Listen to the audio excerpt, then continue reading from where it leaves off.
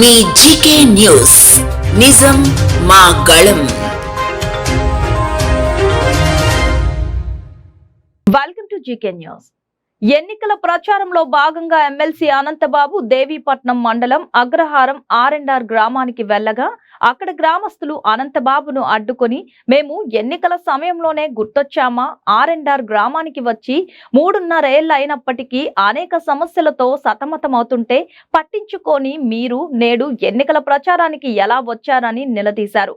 అనంతబాబు గ్రామస్తులను సముదాయించే ప్రయత్నం చేసినప్పటికీ గ్రామస్తులు వారి గోడును వెళ్లబుచ్చుకునే ప్రయత్నం చేయగా ఇది ప్రతిపక్షాలు చేయిస్తున్న కుట్ర అని, మీ మాట నేను వినను అంటూ తన ప్రసంగాన్ని కొనసాగించారు.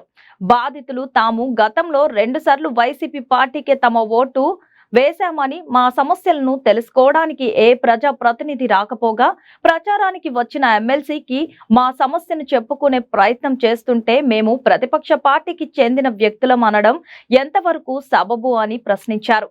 రానున్న రోజుల్లో మా సమస్యను పరిష్కరిస్తేనే వైసీపీకి ఓటు వేస్తామని, లేని పక్షంలో వైసీపీ పార్టీని వ్యతిరేకిస్తామని వారు తెలిపారు.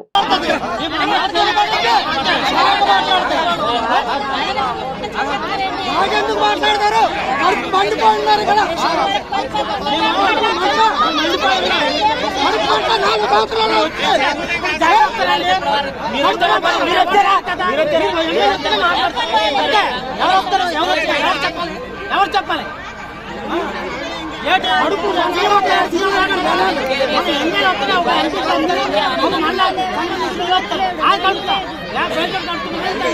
దఫాలుగా చేసుకుని వెళ్తారు. ఎందుకంటే ఇంత పెద్ద ప్రాజెక్టు ఇంతమంది జనాల్ని ఒక 4 సంవత్సరాలు తీసాడు ఎవరు సాధ్యం కాదు. 15 సంవత్సరాలు ఎవరు తీసుకురాలేదు. 4 సంవత్సరాలు జగన్మోహన్ తీసి చూపించారు.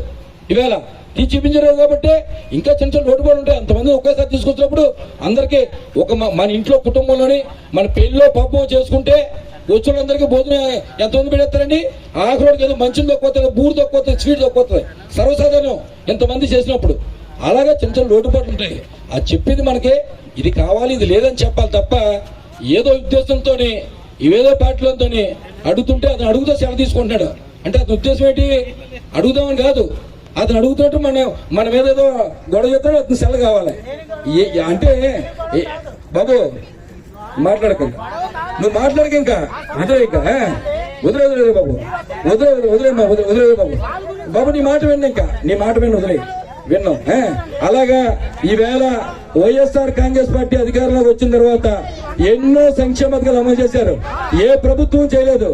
ఎవరెవరో తెలుగుదేశం పార్టీ వాళ్ళు వచ్చి ఇక్కడ ఇటువంటి మాడితే అసలు ఒప్పుకోం.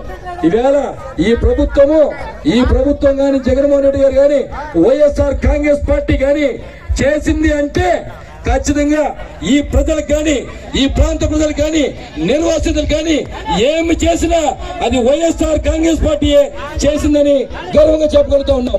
అంతే తప్ప ఎవరు కూడా చేసేవాళ్ళు లేరు ఇక్కడ. అందుకని ఈవేళ జగన్మోహన్ రెడ్డి గారు ఇవే కాదు, నిర్వాసితులే కాదు, అలాగే ఇవన్నీ ప్యాకేజీలతో పాటు సంక్షేమ పథకాలను అమలు చేశారు. ఎన్నో పెన్షన్ ఇచ్చారు, ఎన్నో అమ్మఒడి ఇచ్చారు, రైతు భరోసా ఇచ్చారు, ఇవన్నీ కూడా చేశారు. ఈవేళ ఏ ప్రభుత్వం చేయలేని విధంగా ఈవేళ జగన్మోహన్ రెడ్డి గారు చేశారని కూడా మీ అందరికీ మనం చూస్తూ ఉన్నాం. ఈవేళ ఈ ప్రభుత్వం వచ్చింది కాబట్టి నిర్వాసితులు ఈవేళ ఆ గ్రామాల నుంచి బయటకు ఉంటారు. ఈవేళ అక్కడ కూర్చుని వాననక ఎండనక తుఫాననక వరదలు వస్తే హలో పొలో అని బాధపడేవారు. ఈవేళ జగన్మోహన్ రెడ్డి గారు చేశారు కాబట్టి కనీసం